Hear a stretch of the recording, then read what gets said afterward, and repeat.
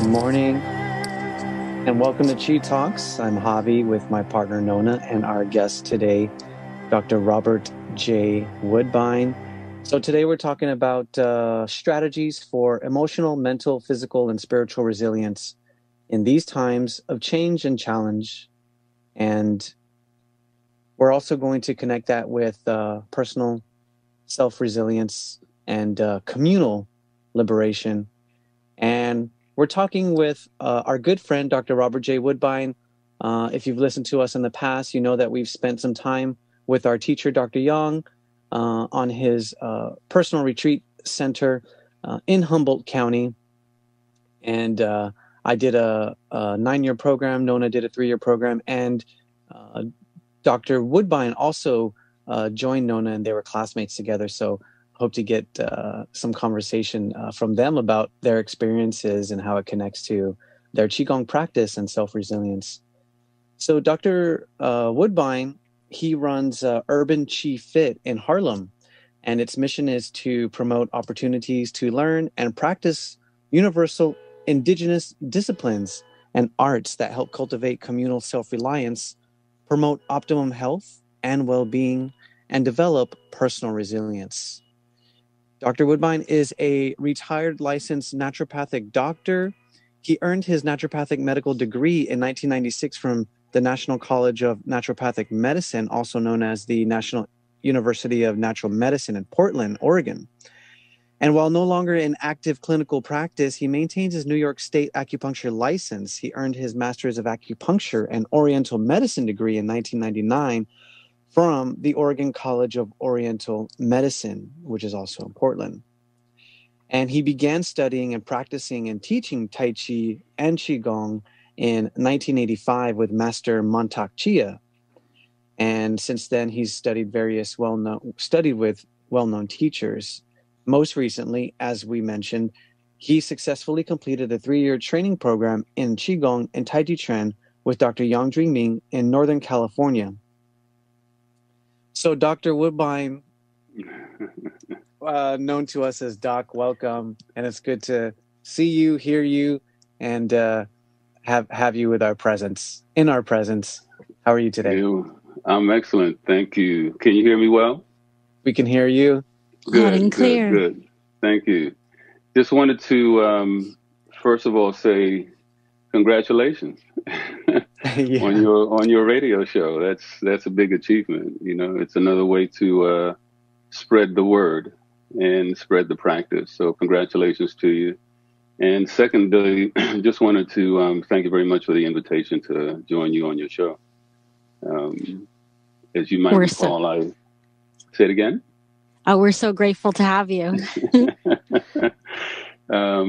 This is not a new venue for me. I used to host my own show for about 7 years, Strategies for Optimum Wellness for the City College in New York and Harlem. So I'm on the other side of the table now being interviewed. So thank you. Mm-hmm. Thank you for the invitation. Yeah. Before we dive in, we had some requests to do a little bit of breath work and maybe set the tone and try to help the listeners to experience what the Qigong state of being is. So let's facilitate that.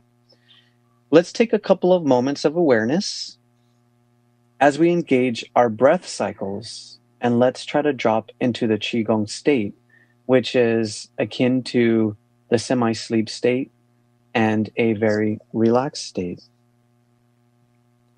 So the key is relaxation.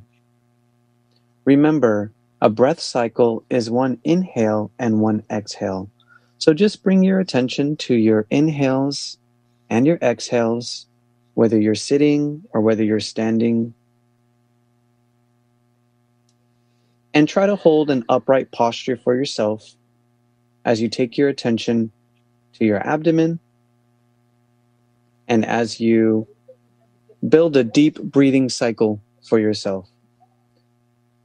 Allow your abdomen to relax and expand as you inhale, and then allow it to retract gently as you exhale. Now, There's no need to stress. There's no need to force anything, but simply inhale deeply through the nose and allow the breath to release on the exhale. And it's helpful to do this like a sigh, as you're doing a sigh. So if you want, you could do a couple of sighs. Inhale. You can do as many of those as feels good.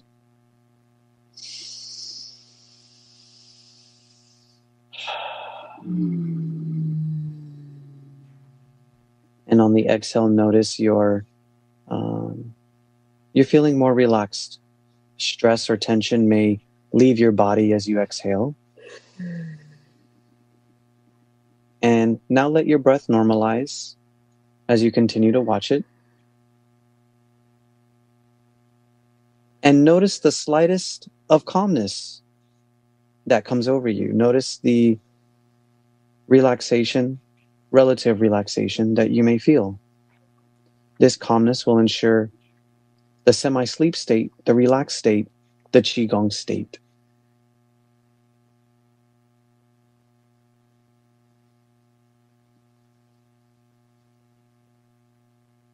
So how are we feeling, folks? Ready to go? Ready to go. Okay. Want to take a nap. Yeah. Yeah. An active nap. Yeah. Definitely.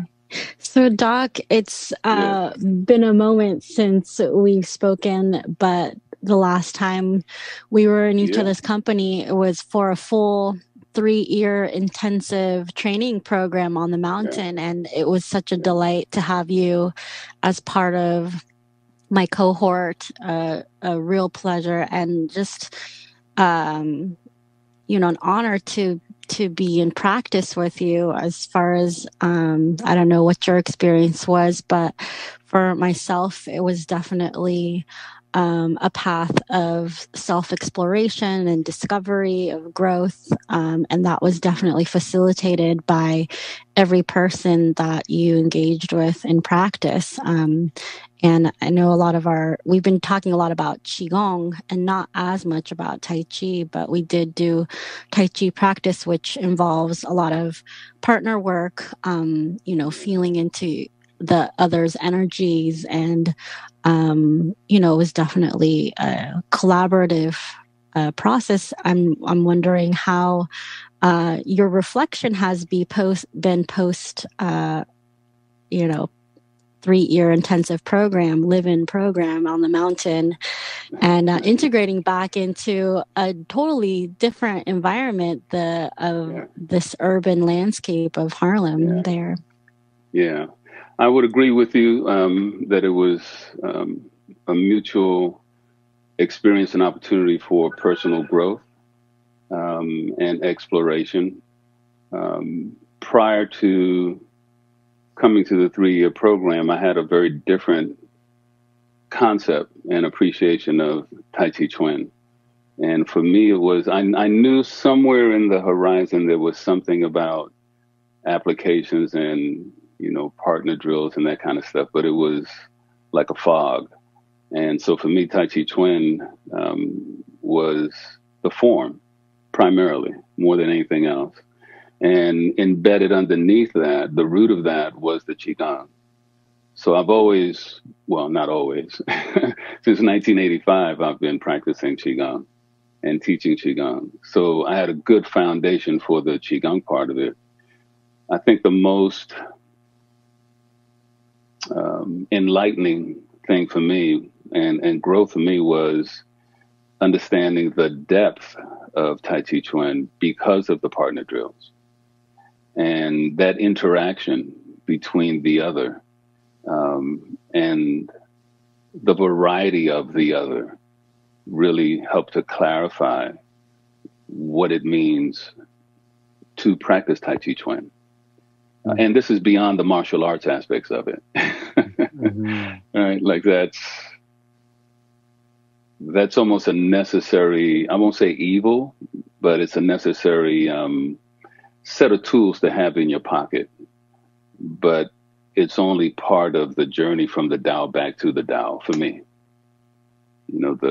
We start at the Tao, this place of nothingness, and the motive principle of Tai Chi, which is the mind, then presents something out of nothing, which is that yin-yang dynamic.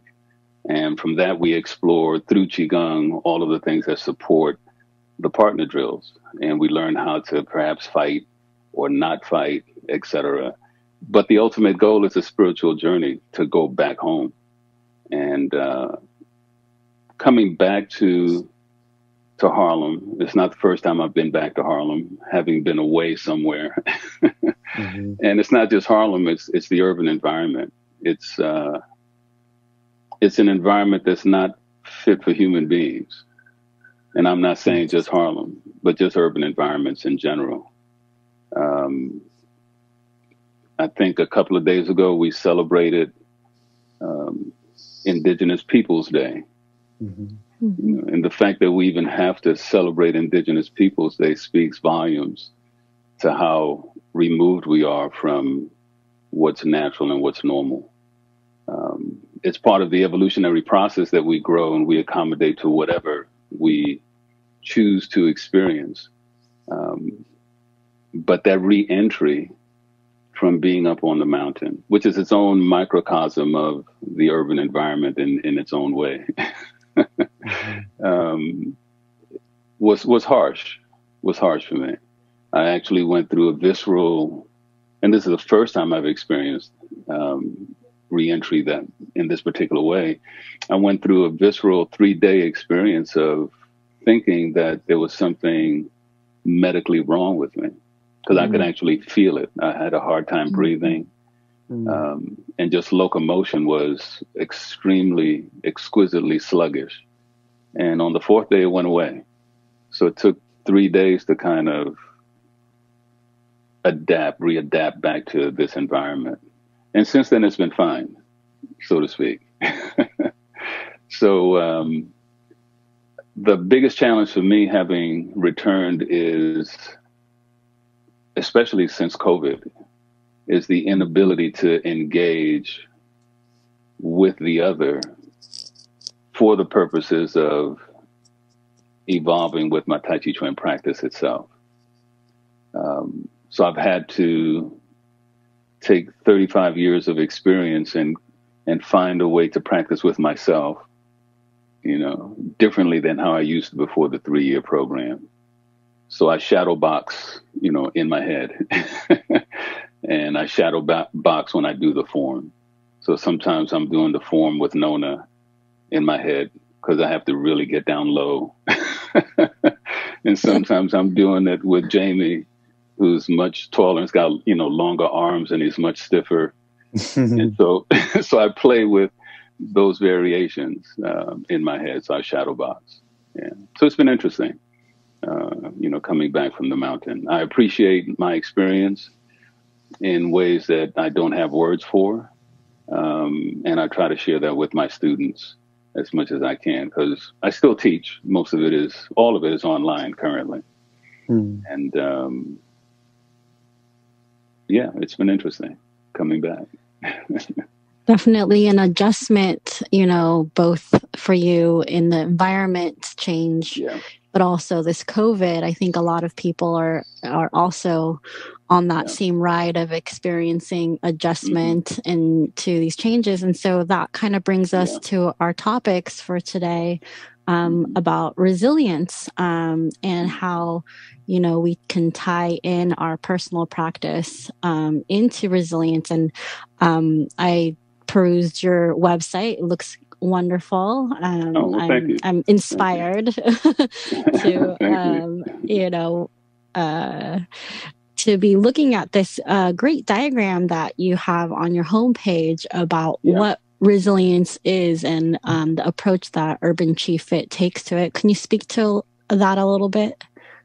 What resilience is for you? Just 1 second. Hold that thought, guys. Sure. I just want to take a second, remind listeners that they're listening to Chi Talks with Javi, Nona, and our guest today, Dr. Robert J. Woodbine. He's coming to us from Harlem, and he runs Urban Chi Fit. You can find urbanchifit.com and find his classes, and also he's providing a workshop this weekend, I think. Yes. Yes, on the microcosmic orbit. Microcosmic orbit. Okay, and that's all I wanted to say. I can say more about that later. Yeah, excellent. We'll come back to that. So yeah, resilience.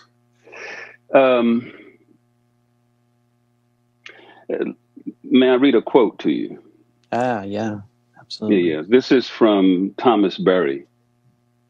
He's the author who wrote The Dream of the Earth, which is probably a good book for your listeners to consider, reading.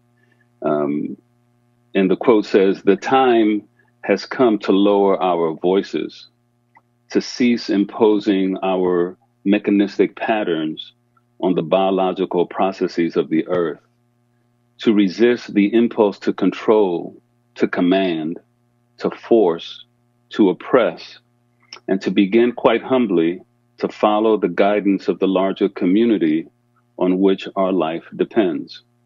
Our fulfillment is not in our isolated human grandeur, but in our intimacy with the larger earth community. For this is also the larger dimension of our being. Our human destiny is integral with the destiny of the earth." Right? And I share that quote because for me, resilience is, by definition, the ability to adapt and to endure and to bounce back from adversity. To me, the central pathology that we're experiencing as human beings on the planet is our divorce from nature. Right? And so Thomas Berry's quote speaks to that. One can endure, but then the question is, are you also able to thrive? Right? So you have examples of prisoners of war, or people who have been interred in concentration camps, and they endure. The overwhelming majority don't make it, but there are those unique experiences where someone endures and they get through it. And maybe they come out of internment or they come out of the camp. And there's a certain level of resilience that they've developed because of that experience. They're able to bounce back. They're able to recontribute to the community, etc. The question is, are they able to thrive? And for me, that's where the Qigong comes in, or any practice that I happen to gravitate to Qigong. I can't tell you why. It's been something that's been with me since I was a kid. My youngest son gravitates to African shamanic spiritual practices, and somebody else may gravitate to something else. But for me, it's always been that ray of the rainbow, which is Chinese, right? And for me, the Qigong holds the key, or a key, that allows you to cultivate your personal self-awareness and the capacity to not just endure, but also to thrive.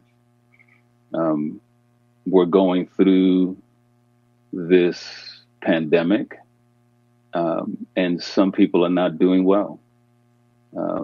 We have over 200,000 something people that have passed, and we have many more that are suffering quietly because of their separation from the other, both physically, mentally, and emotionally. And they don't have too many tools by which they can not just go through enduring it, but to supersede it, to transcend it. Qigong offers tools, whereby you can do that. So that's what resilience is for me. It's teaching, arming people with the capacity to gather fish for themselves rather than me giving them fish, like I used to do when I was seeing patients clinically. They become dependent, and it's part of the paradigm of Western culture and specifically medicine where the general population is not educated to be self-sufficient, self-reliant, and self-referenced. And we abdicate our responsibility to someone who we perceive or have been told, or if you look on their walls, they have all the degrees. So they're definitely a much smarter, we think, or more well-informed. But that has nothing to do, in my opinion and experience, with the responsibility that we each have for taking care of ourselves. You know, our health is our responsibility. And when you think of it that way, I think you create a different kind of cooperative relationship with your caregiver rather than just abdicating your responsibility and being dependent. And Qigong is a way of doing that. Thank you, Doc. I just wanted to, pick up on one thing that you said about the development of self-awareness, and maybe talk a little bit more with you about the Qigong concept of the self and what all that entails, maybe. So you wanted to say something and I'll follow you? Well, yeah, sure. I think that, in our studies, that we talk about a lot about 5 regulations of the body, of the self. And this is includes the physical body, the breath body, the mind body, which also encompasses the emotional body, the energy body, which the Qi body, and then the spiritual body. And I was really interested in, when I went to your website, that you start with the most ethereal, the spiritual. It's interesting because for me, I often start with the physical because it's most tangible and graspable for people to start with. But you just dive right in and get going with the spiritual. I just want to kind of have you talk a little bit about that.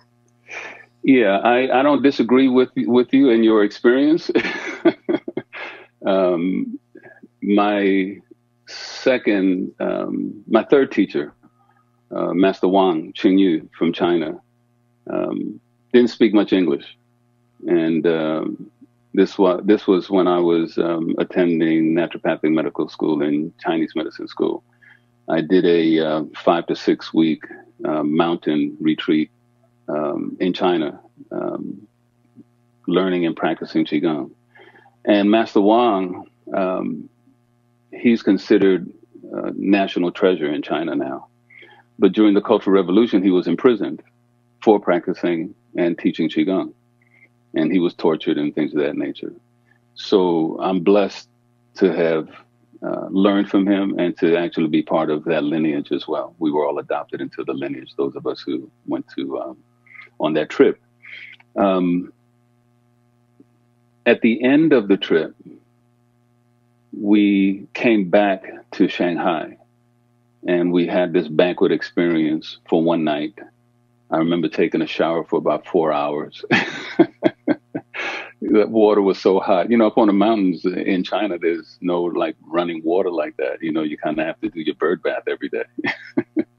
And so after the banquet, everybody's hugging and saying goodbye. And Master Wang was deep in the crowd, surrounded by everybody. And I was leaving and something told me to turn around. And when I did, his eyes were like laser focused on the back of my head, which is why I turned around. And he motioned to me and he did this, So this was a sitting, it was a mudra as part of a sitting meditation practice that we had learned. I hated doing the sitting meditation.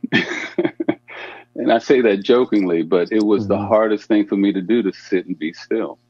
I wanted to move my body. I wanted to do the Qigong and all that kind of stuff.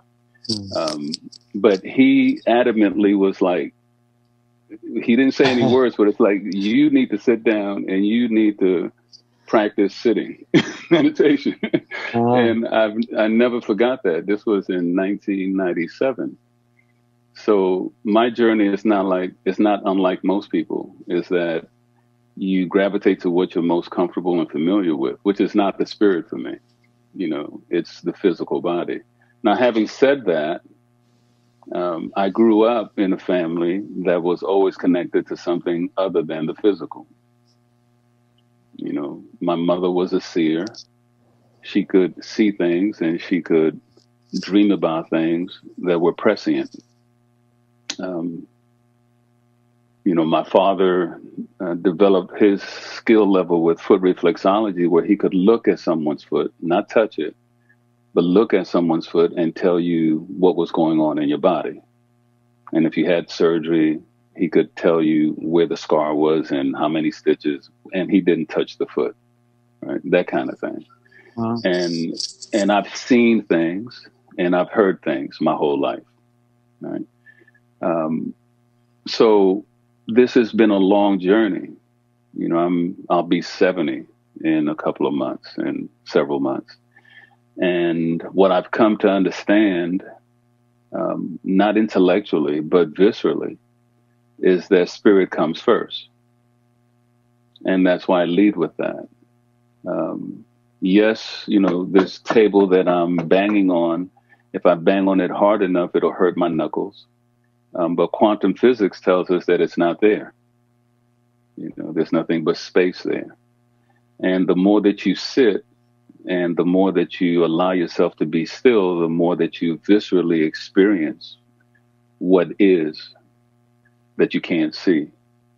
We're familiar with the equation E equals MC squared that we learned in junior high school, you know, Einstein's relativity theory. And because we tend to read from left to right, we always end up with the MC squared part in our consciousness, the matter of things. But that equal sign means that it's a balanced equation. MC squared equals E. You know, Dr. Young always talked about, you know, the yin side, you know, the inside, the yin side, you know, and we spend 10 months in the dark, and from nothing seemingly, you know, we come out into the world. So what leads for me is the spirit. And through being still and being quiet, you can tap into that and you can become more aware of that. How do you define that?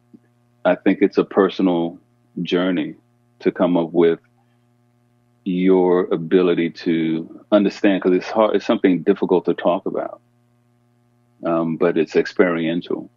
And that's what Qigong is. You know, it's not, yes, you have to talk about the template for how you do this movement or whatever, but ultimately it's the practice and it's the experience of it that lets you know that you know that you know.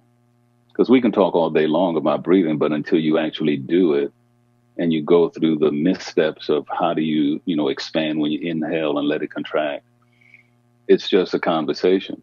But once you experience it, now you own it. And perhaps you have words to try to describe that ephemeral thing, but it's ephemeral and it's hard to describe in words. That's the conundrum that we face as human beings. You know, how do you describe something that is not material? And that's what spirit is for me. Yeah. I just want to take a second here. It's 9:30 and remind listeners you got to tune to K-Mud. We're listening to Dr. Robert J. Woodbine. He's joining us from Harlem. He runs Urban Chi Fit, and he is one of Nona's classmates. And I also spend time with Doc on the mountain as well. Did. Oh yeah, we were all classmates, all peers. Yeah. And what a great experience. So first thing, I want to just kind of paint a picture for listeners. The idea of the mountain and the mountain experience. So this is a full-time program, and I usually just say it's like having your friends, your coworkers, your classmates, and your family all in the same place at the same time, 24/7. That's pretty, you know, because like you go to work and you can go home from work. You know, exactly. You go to school, you can go home from school. You even go visit your family, and you can go home, you know, from your family, if you will. But that's how I, sometimes describe this to your to people who don't understand what it is to live on this sort of communal retreat, a full-time program. You maybe if the way that you're involved, you may leave once a semester. You may leave, to go visit your home out of state or out of country. You may go do a grocery run, twice a month, and that'll be your time off the mountain. So that kind of paints a little bit of picture about how we lived amongst one another. And yes, it's 240 acres, but really we're confined to 2 to 3 acres at most. And we're seeing each other every day, and we're eating with each other every day, training with each other. And we're going through as we're pushing through, we're going through our own personal demons, our worst struggles. We're shedding skin, and it's all for everybody to see. You can't really hide it. There's not that much privacy, and you can see, what everyone's going through, and so you're there for one another at the same time. And knowing that you're sharing this experience, with each other. So such a powerful experience. For me, it's been really difficult to try to transition being there, 10 years. The world was so different going into the mountain, and the world now being off of the mountain. For me, I'm still trying to adjust. I'm still trying to find some sense of root and build a root while already planted these roots on the mountain the past 10 years, which arguably was my most growing chapter period in my life. So maybe with that, we can segue back into, the personal practice, the resilience. And I was going to make a request. One thing that we wrote down in our preparation was, and we wanted to ask you, is there something that listeners right now can practice at home? Is there something that we can guide them through that would help them to take a little gem, a little bit of practice, and to understand maybe the spirit, the resilience, and use it these times? We'll circle back to that, because I think that's important to leave whoever's listening with something concrete that they can do. And you've actually already have done that. So I'll just sort of reinforce that. But it's brave of you to be as vulnerable as you are in stating the challenges that you're having in your reentry process. I would suggest, and this is for everybody, that, trees have roots and they seem to be stationary, so they don't come off the mountain. They kind of stay on the mountain, but they do communicate, right? There's a book that I would ask everyone to consider reading, The Secret Life of Plants, that was written by John Ott many years ago. And it's an eye-opener. So trees have roots. They seem to be stationary. And your experience, or our experiences on the mountain, help to create some level of root expansion. But we get to carry our roots with us. So wherever you go, you can, you are the tree. The Qigong experience or the Tai Chi Chuan experience is intrinsic to who you are. It becomes your lifestyle. It's not something you practice. That is who you are. And so I would hope that maybe by reframing that, your roots wherever you decide to plant them. And if you decide to pick them up and plant them somewhere else, you can do that, because the roots are with you. They're not where you are physically. Right. And that goes back to the resiliency with the Qigong. It's portable. I used to think that, I went through a transition from naturopathic medicine, Chinese medicine, and then really auricular acupuncture, because it's very portable. During the Cultural Revolution, they had the barefoot doctors, and they would go traveling to visit people in remote places, and they would do the treatment there. The person didn't have to come into the city to get the treatment. So I love that idea of, the needles, and you put them in your pocket basically and go treat someone. Mm-hmm. Absent the needles, what do you do? Right? During the early days of COVID, there was a run on toilet paper. People buying like toilet paper like crazy. And and the same thing happened with nutraceuticals. Those things that would be helpful for dealing with, viral, et cetera. You couldn't get it on the internet because there was a run on it. And so what do you do when you can't have access to these things? That's the beauty of Qigong, is that when you practice and you embody it, you have a tool that no one can take away from you to provide yourself with some measure of health and well-being. And perhaps if you develop it well enough, you can do it for someone else. The first healing modality was hands-on. Healing hands. You place your hands on someone. I didn't discover that my grandmother, who was also a healer, she was from Colombia, Cartagena, Colombia. I didn't realize till my aunt had passed away at 98, her daughter, that my grandmother was a healer. People used to come to her for healing, and she would use her hands doing whatever she did. I never knew what that was. So this long lineage of this thread of, how can you be of service to others? So I've gone through the gross model, whether it was holistic or not, and refined it to this thing that we call Qigong. But we all have that intrinsic capacity to be of service to ourselves and others. If you are aching, first thing you do is you start doing this, you start massaging yourself. If a child falls down, you kiss that boo-boo and you rub it. And there's a transmission of healing energy that happens with that, right?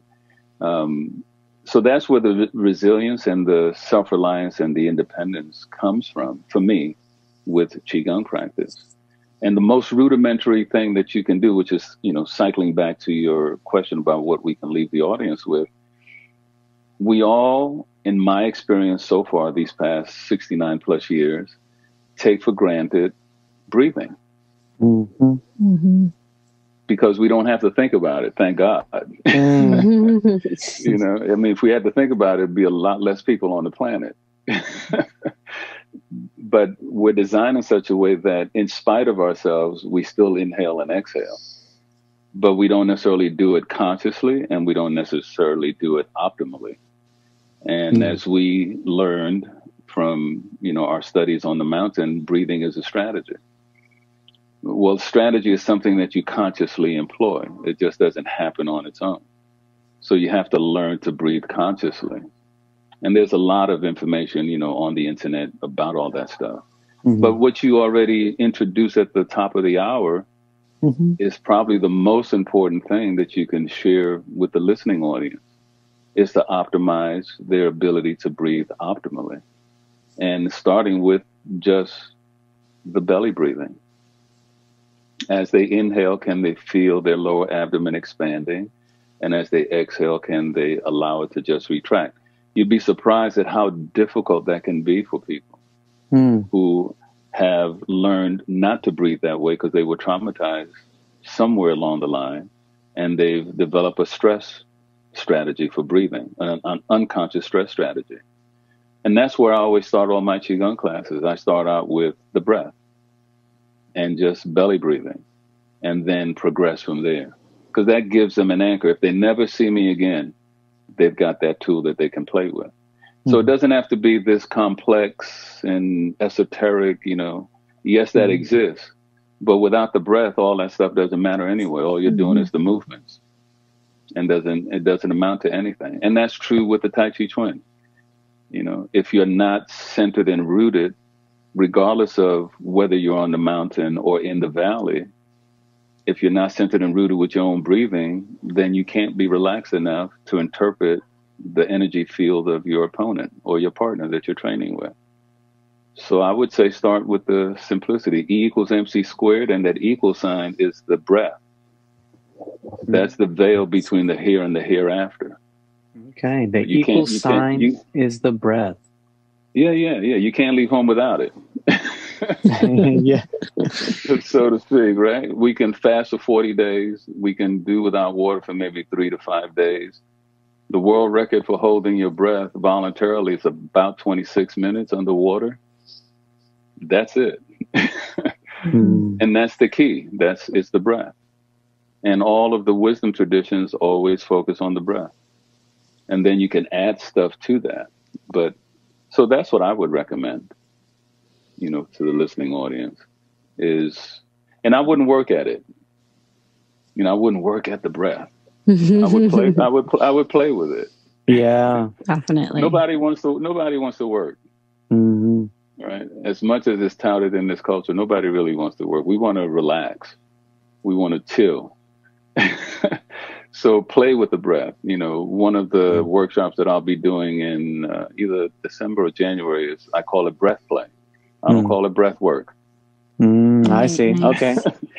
And it's the exploration of the dimensions of breathing, and have fun with it. Right. We'll have to join that. Yeah, I'd love to join in some breath play.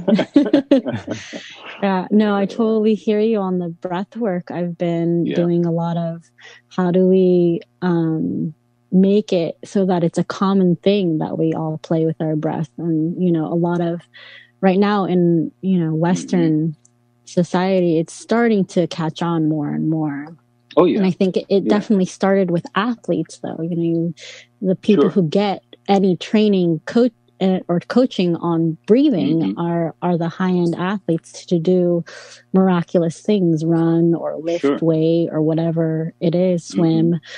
And, you know, all of us can benefit from that kind of play. You know, training. To do great things in our own lives. It might not be running or swimming, but to do other things like staying calm or, you know, getting through more stressful moments in our lives. Yes, absolutely. So, I would suggest, I don't know, have you seen the Netflix documentary entitled, I think it's Rising Phoenix?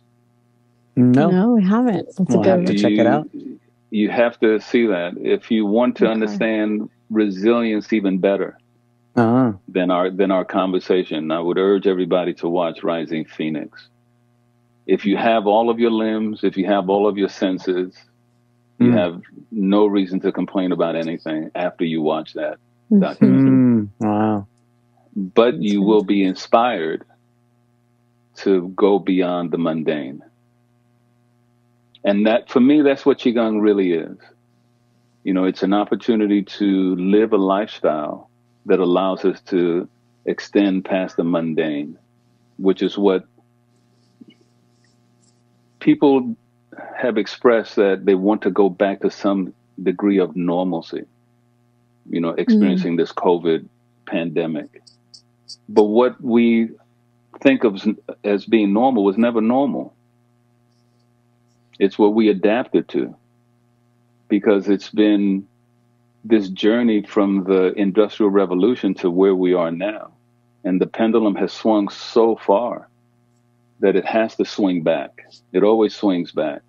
And so we're living in a state of almost urgency, individually, communally, and in terms of the earth, because all of this advancement and modernization has driven us so far away from who we really are. And what Qigong and these other practices can do is teach us how to be in the world, but not of it. You know, it's like a biblical, you know, verse. How can you be in the world, but not of it? So I'm not divorcing myself from urban environment, but I'm here. So what can I do to sustain myself and to thrive in spite of that. Some people go to the mountain, the Taoist hermits, they divorced themselves from what was considered modern at that time so that they could be in the mountains and feel the pure energy of nature. And some just stayed. Others went to the mountain, but they came back and they shared what they had learned with others to try to uplift them. And so that's what I mean by, personal liberation from the mundane through Qigong, cultivating your personal resilience and then sharing that in the community, which is what I aim to do, so that you then have this ripple effect. So you're doing it through your radio show and through everything else that you do. And there are others who are doing similar things to have this ripple effect so that the communal boat, floats a little higher. I just want to take a second and just remind listeners, you got to tune to K-Mud. And we're listening to Dr. Robert J. Woodbine. He's joining us from Harlem, where he runs Urban Chi Fit. And you can find him at urbanchifit.com. And the show is Chi Talks with Javi and Nona. And I just wanted to ask you, Doc, you're talking about bringing practices back to your community, and wanted to ask you about your current work there, where you reside, and what kind of practices you're sharing, and maybe how that relates to the idea of personal practice, connecting into community resilience. Yeah. So when I first came back, I just reintegrated with what I was doing before. Part of what I did before is I used to teach and train at St. Nicholas Park, so outdoor. And my classes were all outdoors other than internal workshops that I would hold. In inclement weather, I developed a relationship with St. Mary's Episcopal Church, and that's about an 8-year relationship now. So during inclement weather or during late fall throughout winter, we would be training in the church. So I came back to that, and the congregation had free access to classes if they wanted to participate. So we didn't charge them for that. So that was an exchange with the church. Since COVID, I've learned to Zoom, Zoom. And primarily do that with my students. And I have a couple of contracts, for example, with the Jewish Community Center and Temple University to teach Tai Chi for arthritis. So I've been certified to teach Tai Chi for arthritis through the Department for the Aging in New York City. So those are all online, type of courses. With my individual students, in the past, I've taught them auricular acupuncture as well, for example. The hope being that there'd be a cadre of individuals under my auspices that would then go out to the community and provide those services. With the auricular acupuncture, then there's always blended in the Qigong so that they don't become dependent on the auricular acupuncture. Right? So that's sort of been my building strategy all along. And I currently conduct a Qigong basic meditation series that I do once a month. So 1 weekend a month, I do things like the inner smile, 6 healing sounds, breath play, the standing meditation, things of that nature. And then we cycle through that again. And that's how I'm being of service. I'm also providing For Your Wellness Conversations with Dr. Woodbine series. So people tune in on Zoom, like we did it 2 Fridays ago. And we spent an hour and a half talking about strategies in preparation for the flu and COVID this season, for example. So those are the kind of things that I do. All right. Well, we're coming to the top of the hour, and I want to thank you again, Doc, for joining us today. And there's so much to talk about. We could do this absolutely again, and I hope to. Let's close off with a quote, and we'll have the final words. And we want to let listeners know how they can also contact you. Okay. So this quote comes from our teacher, Dr. Yang Jungming, who we all studied with. And it has to do with liberation, and it has to do with which we didn't quite touch on today as much. So maybe next time we can have more talk on liberation. Okay. So this is talking about Tai Chi Chuan. Tai Chi Chuan was created at the Taoist monasteries. And the final goal of the Taoists, of their spiritual cultivation, was to reunite the human spirit with the heavens, the natural spirit. To reach this goal, we must first comprehend the meaning of our lives, cherish all living things, search for the mandate of nature, and finally fulfill this mandate. From this, we can see that though Tai Chi Chuan was created as a martial art, it does not mean to destroy or to kill life. On the contrary, it is the tool for us to understand life. From self-understanding and discipline, we learn how to control ourselves and to appreciate life everywhere. Only then can we have a pure and kind heart to understand nature and its mandate. All of these are the required procedures for the unification of human and heaven's spirit. If you'd allow me to, I'd like to share one sentence quote from Howard Thurman, which I think... Yeah, I'm not sure if everybody knows who Howard Thurman was, but he was a theologian. He knew Mahatma Gandhi. He created the first multicultural universal church in California. And he was a mentor for Martin Luther King Jr.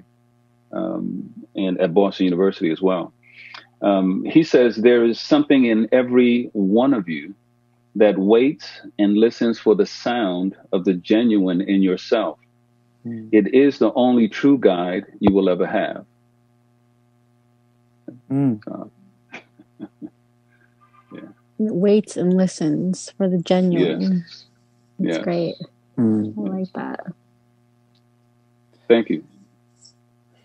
Well, thank you for the opportunity. And if there's any final thoughts you'd like to share, please do. And let listeners know about the workshop you got coming up and how they can sign up and reach you. Yeah, the best way to reach me is to send me an email at urbanqifit@gmail.com. That's urbanqifit@gmail.com. And this weekend, I'm hosting and teaching a workshop entitled The Microcosmic Orbit. You would recognize it better as the small circulation. And for me, it's one of three pillars for basic Qigong practice. The other two being the inner smile and the 6 healing sounds. So I'll be teaching that this Saturday from 10 to 12 East Coast time. And so if folks are interested, they can just email me and then I'll send them the registration information for that. Other than that, they can go to the website, which is www.urbanqifit.com. Thank you very much. Thanks again. And everyone be well.